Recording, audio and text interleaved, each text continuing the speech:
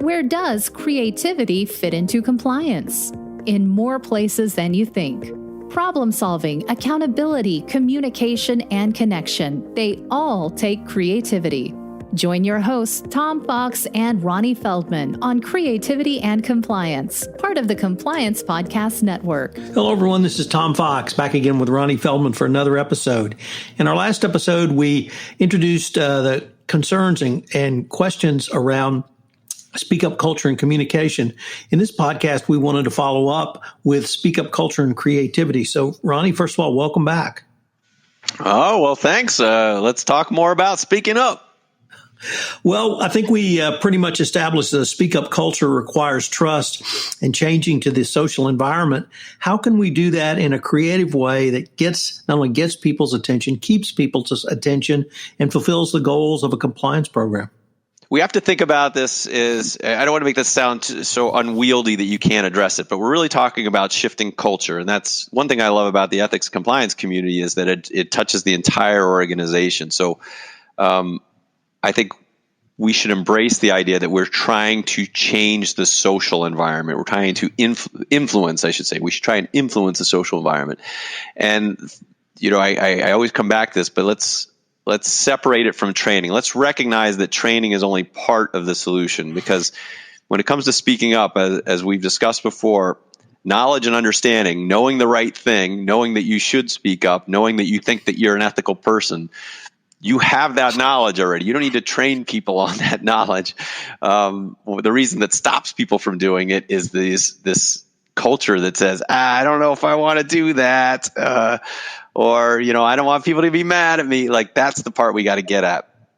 So we need to continually rebrand attitudes and behaviors around speaking up. And the best way to do that is to say it over and over and over and over and over again, and to do that in interesting ways. I mentioned Amy Edmondson's book, which she was at ECI's conference last year, and she talks about psychological safety. And she was talking about it in the context of a leader. People tend to want to please their leadership, so they don't bring up bad news. And good leaders that continuously say, no, tell me what's wrong so I can fix it. And I think we need to do the same thing. So let's remember that people need reminding more than they need instruction. Plus you're continually cycling new people through the organization all the time. So even if you felt like you've done a good job, there's always new people coming in, and people revert back to the mean. And unfortunately, the mean in this case is, I don't want to get involved. I don't want to get in trouble. And one other thing I'd like to add to that is, a good marketing technique. I mean, I know it sounds simple. It's like a good tagline. So a lot of ethics compliance or departments have words and actions matter. We're the kind of company that does things right.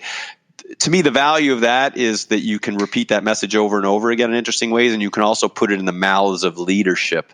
So it's not just coming from you.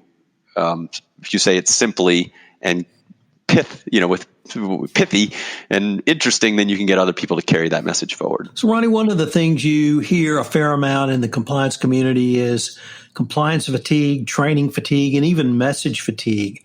How do you respond to those, I think, legitimate concerns? Well, it is legitimate. And I think the reason that it comes up, particularly with ethics compliance, is we put, what is it, old wine in new bottles. We say the same message, but we still say it in a boring, inauthentic, preachy way. So if we know we need to keep the speak up message in the atmosphere on a regular basis, this then leads you to, well, you better have a variety of different ways in which you say that. So the message can be the same, but the delivery mechanism must change. This is why even back in the days when I was making stuff for the Second City, I loved making comedy videos, but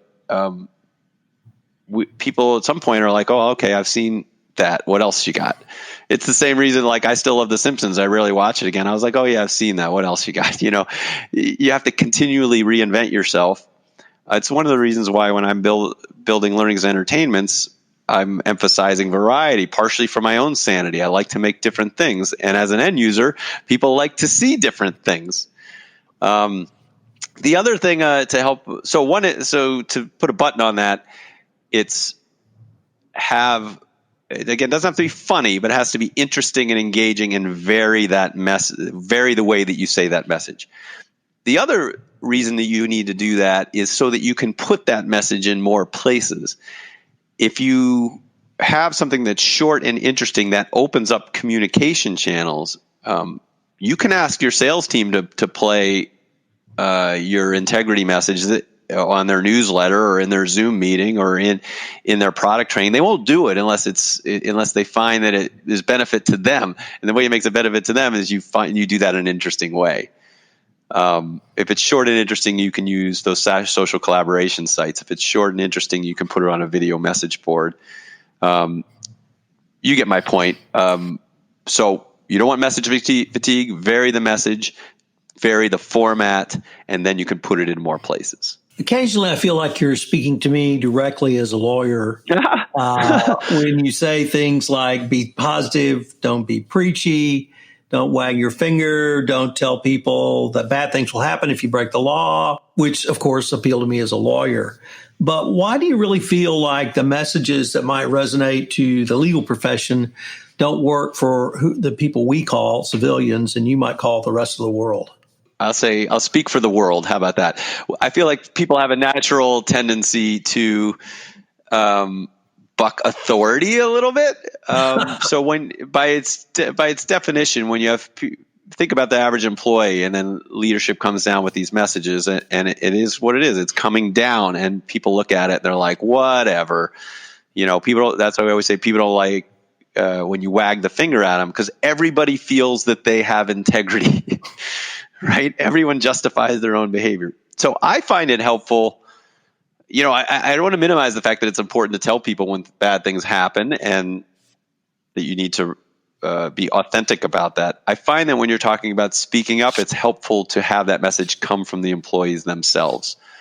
We've got a lot of traction in the last 2 years about doing these person on the street campaigns where we have one of our comedic talent run around and interview employees about policies and speaking up, where essentially we say dumb things and then the employees champion the cause for speaking up. And those tend to be successful. Like we carry a little entertainment value there, but I feel like those are successful because it's not preachy, because it's coming from the rank and file. So I find that that's a helpful way when you're talking about speaking up. So it's coming bottom up or middle up, not top down. Ronnie, in our last podcast, we talked about transparency in the entire process of speaking up. I'd like to follow up that, though, by asking about how can you use creativity and how can you use communications to help communicate not the need for transparency, but the actual process, the actual transparency that you advocated in our prior podcast.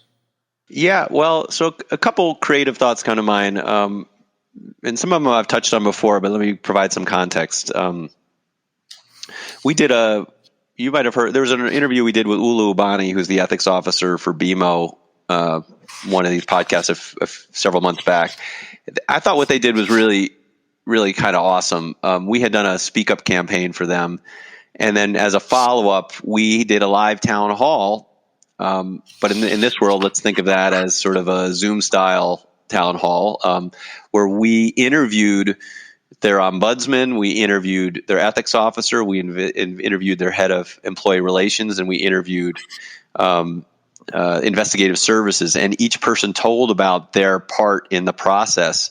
And the goal was to shed light on, okay, now that we've got your attention about the importance of speaking up, here are the different things that can happen, and here's the process for that. And we had them tell it in their own words. And it was really endearing because they're lovely, authentic, interesting people who don't often get airtime with the broader population. So they made a personal connection. They told you exactly what happens. And I think that really builds trust. Another idea, and again, this ties into an offering that we're just creating, and I created it for this specific reason, is we took real stories from real compliance officers, and we are retelling those case studies in a new product called Tales from the Hotline. And the idea there is to get at the idea of like, here's a problem that happened. Here's what the employees thought they were doing and the excuses they had. Here's why it was wrong. Here's what happened at the end of that story. And here's the resources that are there to support you. And we weave that into an interesting story. And the idea there is, the names are changed to protect the innocent and the guilty. People love that kind of thing. We wanted to share specifics. And the great thing about that is that you can talk about very specific stories, very specific policies, but a broader theme that all relates to speak up, speak up, speak up, and here's what happens. So, Ronnie, one of the things we also touched in the last podcast was not simply speak up, but listen up. And I want to follow up in this podcast and ask you, are there strategies around using creative communications, not to help create a listen up culture, although perhaps you have some for that, but how do you teach people how to listen up? How do you teach middle managers how to listen up? And how do you teach senior executives to listen up? Well, gosh, it's interesting. It actually, in some ways, is harder the more senior you go, because these are people who are obviously successful in what they do, but maybe more staid in their communication style. If you've been around longer, you tend to sort of revert back to your natural instincts, and some of those instincts are good and some of them are not so good. I'll speak to it from my background, which is improvisation. I think you have to think of listening as a muscle, and there's actual exercises and techniques that will help you be a more active listener. We all struggle with this. We all pre-plan what we're going to say.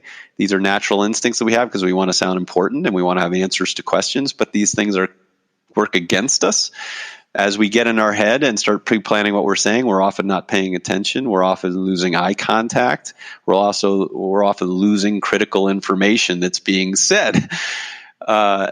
So we advocate for regular soft skills trainings. You can call it leadership training, but regular communication skills training.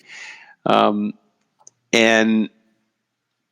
I'll be honest with you. We often we call it leadership training but it's a backdoor speak up message. We're really talking about encouraging listen up behavior. We're saying here are the skills you need as a leader to be a successful leader. And oh, by the way, part of that is making sure that you're encouraging people to speak up and bring you problems, encouraging that you're listening all the way to the end, encouraging that you're not negating problems when they come, that you're validating them, and then working together to solve them. I feel like improv has a lot to offer on this. And then the last thing, just to put a button on for leadership, I think a lot of really progressive companies do this. It's create a simple process for managers to follow. So in the same way we're trying to simplify speak up messaging, we need to simplify messaging for leaders that says, when these things happen, here's the 3 to 5 steps that you need to do where we can be helpful to you. If you can address it, great. If you can't, go to this resource, ask for help, let us help you. And then repeat that over and over and over again. So, Ronnie, unfortunately, we're near the end of our time, but this has been a great couple of podcasts where we looked at speak up culture and communication in our last podcast. And today we follow that up with some of the specific creative tools that you can use, and certainly Learnings and Entertainments has available to help companies not only learn to speak up, but listen up. Look forward to continuing conversation. All right. Thanks a lot, Tom. Thanks for joining us for this episode of Creativity and Compliance. If you enjoyed the episode, make sure to subscribe and leave a review.